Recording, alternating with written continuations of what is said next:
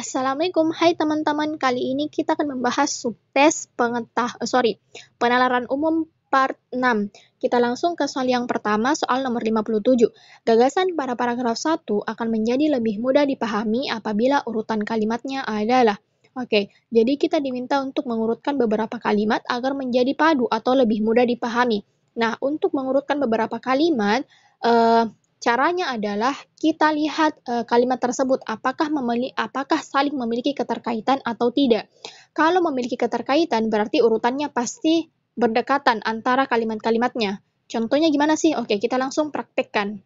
Nah, untuk gagasan pertama atau kalimat pertamanya, di sini di opsinya hanya ada 3 dan 1. Berarti tinggal kita lihat apakah angka 3 atau angka 1 yang menjadi kalimat pertama. Kita ke kalimat 1 dulu. Kota-kota besar di Indonesia saat ini telah mengembangkan diri untuk lebih ramah terhadap lingkungan serta berupaya untuk menjaga keberlanjutan lingkungan.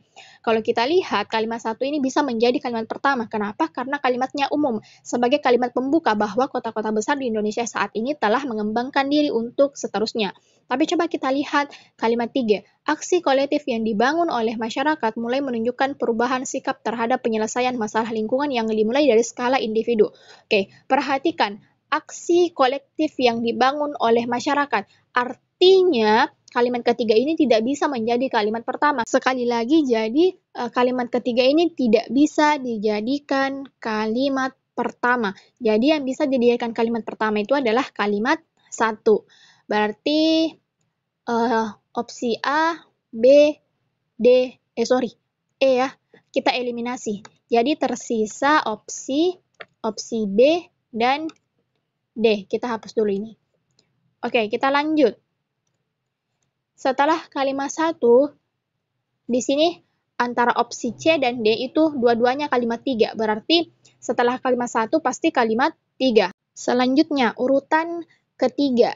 Kalau kita lihat antara opsi C dan D, yang bisa menjadi urutan ketiga itu adalah 2 atau 4. Coba kita lihat kalimat 2. Di Yogyakarta, upaya mewujudkan nuansa kota yang ramah lingkungan dibentuk oleh kalangan pemuda yang melakukan kampanye tentang perlunya menanam tumbuhan rindang di perkotaan, juga mengajari tata cara berkebun di lahan sempit. Oke, coba kita baca kalimat 4. Mereka bergabung untuk mewujudkan cita-cita yang dapat mengatasi permasalahan lingkungan akibat sampah yang dibuang sembarangan, menurunnya kualitas kota, dan kurangnya ruang hijau. Nah, mana nih? Antara kalimat 2 atau kalimat 4? Nah, kalau kita belum tahu, kita harus baca dulu kalimat sebelumnya. Kalimat sebelumnya tadi apa? Kalimat 3. Nah, otomatis pasti akan berkaitan dengan kalimat 3. Tinggal kita lihat mana sih ke antara kalimat 2 atau kalimat 4 yang berhubungan dengan kalimat 3. Coba kita baca dulu kalimat 3. Aksi kolektif yang dibangun oleh masyarakat mulai menunjukkan perubahan sikap terhadap penyelesaian masalah lingkungan yang dimulai dari skala individu. Nah, setelah kita baca kalimat 3, kita bisa ambil kesimpulan, oh, yang berhubungan dengan kalimat 3 atau setelah kalimat 3 itu harus kalimat 2. Kenapa bisa kita ambil kesimpulan seperti itu? Ya, kita baca tadi. Aksi kolektif yang dibangun oleh masyarakat mulai menunjukkan sikap terhadap penyelesaian masalah lingkungan yang dimulai dari skala individu. Kemudian diberikan contohnya. Di kalimat 2, di Yogyakarta, upaya mewujudkan nuansa kota yang ramah lingkungan dibentuk oleh kalangan pemuda yang melakukan kampanye tentang perlunya menanam tumbuhan rindang di perkotaan dan seterusnya. Jadi setelah kalimat 3 itu harus kalimat 2. Nah, dari sini sudah kelihatan bahwa yang paling tepat adalah opsi yang C. Tapi coba kita lanjutkan dulu kalimatnya. Setelah kalimat 2, kalimat 5, dan 4. Coba kita lihat kalimat 5 dan 4. Apakah sudah sesuai? Kalau sudah sesuai, berarti memang yang paling tepat itu adalah opsi yang C. Kalimat 5. Kegiatan ini dikenal dengan Jogja Berkebun yang terdiri atas berbagai macam latar belakang profesi yang berbeda, mulai dari profesional, wira swasta, pelajar, hingga ibu rumah tangga. Nah, kalimat 5 ini berkaitan dengan kalimat 2 atau kalimat sebelumnya. Kenapa? Karena di sini dikatakan kegiatan ini. Nah, kegiatan apa sih yang dimaksud ya? Kegiatan yang ada di kalimat 2, yaitu melakukan kampanye. Nah, setelah kalimat 5, kalimat 4. Kalimat 4, mereka bergabung untuk mewujudkan. Nah, ini juga kata mereka. Mereka ini pasti merujuk di kalimat sebelumnya. Nah, siapa sih mereka ini? Mereka ini adalah profesional, wira swasta, pelajar, hingga ibu rumah tangga. Jadi sudah tepat ya urutannya, yaitu 1, 3, 2, 5, dan 4. Opsi yang C. Kita lanjut ke soal nomor 58. Kalimat 6 dan 7 dalam bacaan di atas mengandung hubungan. Kalimat 6 dan 7. Oke, kita baca. Komunitas-komunitas masyarakat perkotaan secara rutin menggelar kegiatan gotong royong untuk meningkatkan kualitas lingkungan dari infrastruktur fisik atau non-fisik kampung hingga ruang publik. Di Jakarta, upaya penyelamatan lingkungan ada di sekitar area kampung di mana masyarakatnya berusaha untuk menyelesaikan masalah lingkungan di kampungnya. Nah, kalau kita lihat kalimat 6 dan 7 ini memiliki hubungan yang saling berkelanjutan. Maksudnya apa? Maksudnya ini, kalimat 7 itu merupakan contoh dari kalimat 6. Di sini dikatakan kalimat 6. Masyarakat perkotaan secara rutin menggelar kegiatan gotong royong untuk meningkatkan kualitas lingkungan. Nah, di kalimat 7 diberikan contohnya. Contohnya yaitu ada di Jakarta. Berarti antara kalimat 6 dan 7 ini memiliki hubungan yang saling berkelanjutan. Tapi kalau kita lihat di sini tidak ada berkelanjutan. Nah, yang paling tepat itu adalah pemaparan, artinya memaparkan secara lebih rinci apa yang dijelaskan di kalimat 6. Rinciannya seperti apa? Rinciannya adalah menunjukkan contoh seperti yang ada di Jakarta. Berarti yang paling tepat adalah opsi yang A. Kita lanjut ke soal nomor 59. Tujuan penulisan kalimat 7 pada bacaan di atas adalah untuk. Nah, kalimat 7. Nah, kita lihat tadi bahwa kalimat 7 ini adalah memberikan contoh dari apa yang diuraikan di kalimat sebelumnya yaitu kalimat 6. Nah, tinggal kita lihat mana di sini yang memberikan contoh. Ini kalau kita lihat opsi yang C, memberi contoh penyelamatan lingkungan di suatu wilayah di kota. Kota apa yang dimaksud ya? Kota Jakarta. Kemudian kita lanjut ke soal nomor 60. Frasa sampah yang dibuang sembarangan, menurunnya kualitas kota dan kurangnya ruang hijau pada kalimat 4 akan menjadi benar bila susunannya. Oke, kita baca dulu kalimat 4. Mereka bergabung untuk mewujudkan cita-cita yang dapat mengatasi permasalahan lingkungan akibat sampah yang dibuang sembarangan, menurunnya kualitas kota, dan kurangnya ruang hijau. Nah, ini memang kalimatnya terdengar tidak padu. Jadi bisa diperbaiki. Dengan apa? Kita lihat opsi A, B, C, D, dan E. Nah, kalau kita lihat antara opsi A, B, C, D, dan E, yang paling tepat untuk menjadi perbaikan dari kalimat 4 adalah opsi yang B. Sampah yang dibuang secara sembarangan, kualitas kota yang menurun, dan kurangnya ruang hijau. Kenapa? Karena di sini frasa sampah yang dibuang sembarangan. Sampah yang dibuang sembarangan ini sebelum kata sembarangan harus ada kata yang melengkapinya agar menjadi padu. Kata apa itu ya? Secara sampah yang dibuang secara sembarangan. Kemudian kualitas kota yang menurun dan kurangnya ruang hijau. Jadi yang paling tepat itu adalah opsi yang B. Kita lanjut ke soal nomor 61. Aceh, Bengkulu, Gorontalo, Lampung, Maluku, NTB, dan NTT adalah 7 dari 10 provinsi dengan persentase penduduk miskin tertinggi pada tahun 2018. Jika 7 provinsi tersebut diurutkan berdasarkan persentase penduduk miskin, urutannya memenuhi aturan. Yang pertama, persentase penduduk miskin di Aceh lebih tinggi dari Lampung. Oke, kita tulis menurut yang terendah. Persentase penduduk miskin di Aceh lebih tinggi dari Lampung. Berarti yang terendah Lampung dulu, baru Aceh. Kemudian, persentase penduduk miskin Lampung lebih rendah dari NTT. Di Lampung lebih rendah daripada NTT. Berarti Lampung lebih rendah daripada NTT. Kemudian, persentase penduduk miskin di Aceh 1 tingkat lebih rendah dari Gorontalo. 1 tingkat lebih rendah dari Gorontalo. Berarti Aceh dulu, baru Gorontalo. Kita mulai dari yang terendah ya.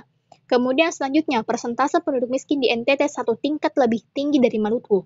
1 tingkat lebih tinggi dari Maluku. Berarti yang terendah adalah Maluku dulu, baru NTT. Kemudian, persentase penduduk miskin di NTB 1 tingkat lebih rendah dari Bengkulu. NTB 1 tingkat lebih rendah dari Bengkulu. Berarti NTB, kemudian Bengkulu. Oke, kita baca soalnya. Urutan provinsi dengan persentase kemiskinan dari yang terendah sampai tertinggi yang mungkin adalah. Oke, tadi kita sudah tulis di sini. Dari pernyataan-pernyataan yang ada atau aturan-aturan yang ada, kita gabungkan. Tapi pasti kalau kita lihat ini memiliki banyak kemungkinan. Kita tulis semua kemungkinannya. Oke, kemungkinan yang pertama. Di sini kita lihat dulu ya yang saling keterkaitan. Yang keterkaitan adalah ini. Oke, Aceh, Gorontalo. Kita tulis Aceh, Gorontalo. Kemudian NTT. Oh, ini juga nih yang saling keterkaitan. Aceh itu harus satu tingkat dengan Gorontalo, kemudian Maluku itu harus satu tingkat dengan NTT. Berarti Maluku di sini. Maluku, NTT. Nah, Lampung bisa di sini. Dan yang terakhir adalah NTB dan Bengkulu. Ini sudah 7 kota kan? 1, 2, 3, 4, 5, 6, 7. Oke. Apakah cuman ini? Enggak, masih banyak kemungkinan lainnya. Nah, ini bisa ditukar. Maluku, NTT, Aceh, Gorontalo. Karena di sini dikatakan Lampung lebih rendah daripada Aceh dan Lampung lebih rendah daripada NTT. Tapi kita tidak ketahui urutannya yang paling pasti. Jadi kita tukar, bisa jadi Aceh Gorontalo, kemudian Maluku NTT, atau Maluku NTT, Aceh Gorontalo. Tapi yang pasti Lampung lebih rendah dari keempat ini. Apakah cuman ini kemungkinannya? Enggak, masih ada. Bisa di sini, bisa begini. Lampung, kemudian NTB, kemudian Bengkulu, Aceh, Gorontalo, Maluku, NTT. Nah, tapi lagi-lagi kita harus ubah urutannya, bisa Maluku, NTT, Aceh, Gorontalo. Asalkan Lampung itu harus lebih rendah dari mereka semua. Apakah cukup ini? Enggak, masih ada. Apa kira-kira? Yaitu Lampung, kemudian Aceh, Gorontalo, apalagi? NTB, Bengkulu, Maluku, NTT. Nah, masih ada lagi nih. Lampung, kemudian apa ya? NTB, Bengkulu, kemudian apa ya? NTB, Bengkulu, Aceh, Gorontalo, Maluku, NTT. Masih ada lagi yang terakhir. Lampung, kemudian Maluku, NTT, kemudian NTB, Bengkulu, Aceh, Gorontalo. Nah, semua ini merupakan kemungkinan-kemungkinan yang sesuai dengan aturan yang telah diberikan. Nah, tinggal kita lihat mana yang ada dalam opsi jawaban. Opsi yang A, NTB, Bengkulu, Lampung, Aceh, Maluku. Enggak ya, seharusnya Aceh dulu baru Gorontalo. Karena di sini dikatakan Aceh itu satu tingkat lebih rendah dari Gorontalo. Jadi Aceh itu pasti berdekatan dengan Gorontalo. Jadi opsi yang A ini sudah pasti salah. Lanjut opsi yang B, NTB, Bengkulu, Maluku, NTT, Lampung, Aceh, Gorontalo. Nah, ini juga sudah pasti salah. Kenapa? Karena di sini dikatakan persentase penduduk miskin di Lampung lebih rendah dari NTT. Jadi Lampung dulu baru NTT, sedangkan di sini NTT dulu baru Lampung. Berarti opsi yang B sudah pasti salah. Nah, sebenarnya tanpa kita buat seperti ini, yang sangat lumayan panjang, kita bisa langsung analisis masing-masing opsi jawabannya dan kita cocokkan dengan aturan-aturan yang ada. Tetapi karena biasanya bentuk soal seperti ini terdiri dari beberapa soal, terdiri dari 3 sampai 4 soal, itu mau tidak mau kita harus tentukan urutannya karena pasti nanti ada salah satu soal atau beberapa soal yang berkaitan dengan urutan-urutannya. Oke, kita lanjut opsi yang C. Lampung, NTB, Bengkulu, Aceh, Gorontalo, Maluku, NTT. Nah, ini ada Lampung, NTB, Bengkulu, Aceh, Gorontalo, Maluku, NTT. Berarti ini benar. Nah, opsi yang C ada di urutan yang kita buat. Berarti kemungkinan jawabannya adalah opsi yang C. Tapi kita simpan dulu opsi yang D.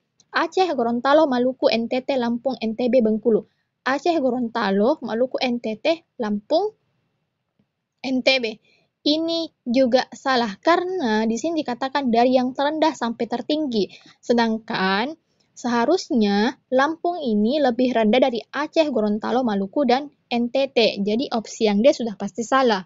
Opsi yang E, Maluku, NTT, Lampung, NTB, Bengkulu, Aceh, Gorontalo. Nah, ini juga sudah pasti salah. Kenapa? Karena tadi lagi dikatakan Lampung itu lebih rendah dari NTT. Artinya Lampung dulu baru NTT. bukan NTT dulu baru Lampung. Jadi opsi yang E salah. Jadi yang paling tepat opsi yang C. Nah, sebenarnya tanpa kita lihat ini juga kita bisa ketahui bahwa yang paling tepat adalah opsi yang C. Kita lanjut ke soal selanjutnya. Nah, masih dengan soal yang sama, bentuk yang sama, tetapi diksi soal yang berbeda. Jika persentase kemiskinan di NTB lebih tinggi dari Aceh, yang pasti benar adalah. Oke, kita kembali ke urutan tadi. NTB lebih tinggi dari Aceh. NTB lebih tinggi dari Aceh. Berarti NTB di bagian sini. Kalau NTB lebih tinggi dari Aceh, maka Bengkulu juga pasti akan mengikuti. Kalau NTB di sini, berarti Bengkulu juga pasti di sini. Artinya, ini sudah tidak ada. Ini tidak ada, ini tidak ada. Artinya bukan tidak ada sih, tapi pindah ke depan atau pindah ke yang tertinggi. Nah, kalau kita lihat, maupun di berbagai urutan ini, ada berapa urutan nih? 1, 2, 3, 4, 5, 6, 7. Ada 7 urutan. Kalau NTB dan Bengkulu berganti atau pindah ke depan atau pindah ke tempat yang tertinggi, kita lihat di sini Lampung tetap menjadi yang terendah. Lampung tetap menjadi yang terendah. Kita hapus dulu. Bentuknya tadi agak gimana ya? Nah, kita lihat di sini Lampung semuanya itu yang terendah. Berarti yang pasti benar adalah persentase kemiskinan di Lampung terendah. Opsi yang C. Kita lanjut ke soal nomor 63. Maluku tidak mungkin menempati urutan ke berapa terendah. Oke, kita kembali ke urutan yang kita buat tadi. Maluku tidak mungkin menempati urutan ke berapa terendah. Yang pertama terendah. Di sini kita lihat dari 7 asumsi atau 7 aturan yang kita buat, tidak ada Maluku. Berarti Maluku itu tidak mungkin menempati urutan ke-1 terendah. Kemudian yang kedua, nah ini ada Maluku. Berarti Maluku itu bisa menempati urutan kedua. Kemudian yang ketiga, urutan ketiga, Lampung, Bengkulu, Gorontalo, NTT, Bengkulu tidak ada Maluku. Berarti Maluku tidak mungkin menempati urutan ketiga. Lanjut, yang keempat. Yang keempat mana nih? Aceh, Maluku. Nah, ada Maluku. Berarti Maluku tidak mungkin menempati urutan keempat. Kemudian yang kelima. Yang kelima, Gorontalo, NTT, Gorontalo, NTT. Kemudian Bengkulu, Gorontalo, Bengkulu. Tidak ada Maluku. Berarti Maluku juga tidak mungkin menempati urutan kelima. Kemudian urutan keenam, Maluku. Nah, Maluku ada di urutan keenam, berarti Maluku mungkin menempati urutan keenam. Kemudian yang ketujuh NTT, Gorontalo, NTT, Gorontalo. Nah, kalau kita lihat semuanya ini NTT, Gorontalo, NTT, Gorontalo. Jadi, Maluku itu tidak mungkin menempati urutan ke-7. Nah, kita kembali ke soal. Maluku tidak mungkin menempati urutan ke-1, 3, 5, dan 7 terendah. Opsi yang D. Nah, seperti yang saya jelaskan tadi bahwa kenapa kita memerlukan urutan yang lumayan panjang ini, ada 7 urutan, karena soalnya pasti akan berkaitan dengan hal itu. Apa yang berkaitannya? Tadi kita lihat soal nomor 62 dan soal nomor 63. Artinya, dua soal ini harus berpatokan dengan urutan yang tadi kita buat. Jadi, tidak bisa jika tidak ada urutannya. Nah, setelah melihat beberapa soal yang sangat menguras otak ini, apakah kalian masih mau lanjut? Oke, kita lanjut dulu ya, 2 soal terakhir. Semakin banyak latihan soal, maka semakin banyak kita bisa mengenali soal. Semakin banyak kita bisa mengenali soal, maka peluang kita untuk lulus semakin besar. Oke, kita ke soal nomor 64. Jika X adalah bilangan genap dan Y adalah bilangan ganjil, maka yang merupakan bilangan ganjil adalah. Oke, kita misalkan X ini adalah 2 dan Y adalah 1. Terserah kita menggunakan angka 4, 6, 8, atau seterusnya, atau angka 3, 5, 7, itu terserah. Tapi di sini kita gunakan angka 2 dan 1 karena angkanya paling kecil dan lebih mudah untuk kita operasikan. Jadi kalau kalian mau ambil angka 4 atau angka 5 terserah. Nah, kita sudah ambil angka yang ingin kita jadikan patokan, yaitu angka 2 dan 1. Nah, tinggal kita masukkan ke masing-masing opsi, kita cocokkan.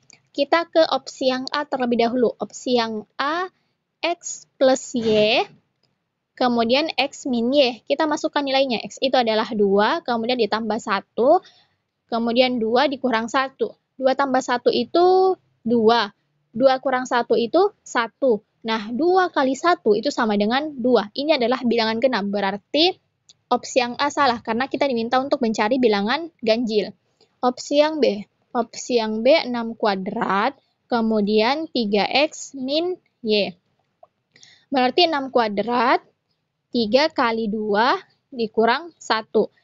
6 kuadrat itu artinya 6 kali 6. 6 kali 6 itu kan 36, kemudian 3 kali 2 itu 6, kemudian dikurang 1, 5. Berarti 36 kali 5. Coba kita kali. 36 kali 5. 6 kali 5 itu 30. Nah, dari sini saja kita bisa ketahui bahwa opsi yang B ini angkanya pasti genap, karena satuannya itu adalah 0. 0 itu kan genap. Berarti opsi yang B salah. Kemudian opsi yang C. Opsi yang C, x plus 6 kuadrat. Kemudian dikuadratkan lagi, dikurang 1. Ini kita masukkan x-nya 2, berarti 2 ditambah 6 kuadrat, dikuadratkan lagi, dikurang 1. 2 ditambah 36, itu kan 38. 38 kuadrat. 38 kuadrat dikurang 1. 38 kuadrat itu sama artinya dengan 38 kali 38. Coba kita kali. 38 kali 38. 8 kali 8 itu 64. Simpan 6. 8 kali 3, 24. 24, 25, 26, 27, 28, 29, 30. Berarti 30. Kemudian 8 kali 3 itu 24. Simpan 2. 3 kali 3, 9. 9 tambah 2, 11. 4, dan 1. 1444. Kemudian dikurang 1 berarti 1443. Nah, ini adalah bilangan ganjil karena satuannya ganjil. Kalau bilangannya ganjil, maka opsi yang C ini pasti adalah jawaban yang paling tepat. Kenapa? Karena pasti di antara opsi A, B, C, D, dan E hanya ada satu bilangan ganjil. Nah, ingat, kalau teman-teman sudah mendapatkan jawaban yang benar, teman-teman tidak perlu lagi mengecek jawaban yang lain, karena itu hanya akan sangat menguras waktu. Tapi, karena ini hanya sekedar pembahasan soal, jadi tidak apa-apa kita coba cek jawaban yang lainnya. Kita ke opsi yang D. X kuadrat, kemudian ditambah 2xy, ditambah y, ditambah 3. Ini berarti 2 kuadrat, ditambah 2 kali 2 kali 1, ditambah 1, ditambah 3. 2 kali 2 itu 4, 4 ditambah 2 kali 2, 4, 4 kali 1, 4, berarti 4 tambah 4, 8, tambah 1, 9, tambah 3, 9, 10, 11, 12, sama dengan 12. Nah, ini adalah bilangan genap, berarti opsi yang D salah. Kita lihat opsi yang E, opsi yang terakhir. X min 3 kuadrat ditambah Y plus 4 kuadrat. Ini 2 min 3 kuadrat ditambah 1 ditambah 4 kuadrat. 2 min 3. 2 kurang 3 itu sama dengan min 1. Min 1 kuadrat sama dengan 1. Karena min kali min positif, berarti ini 1 ditambah 1 tambah 4 itu 5. 5 kali 5, 25. 25 tambah 1 itu sama dengan 26. 25 tambah 1 sama dengan 26. Nah, ini adalah juga bilangan genap. Artinya opsi yang E salah. Jadi, yang paling tepat adalah opsi yang C.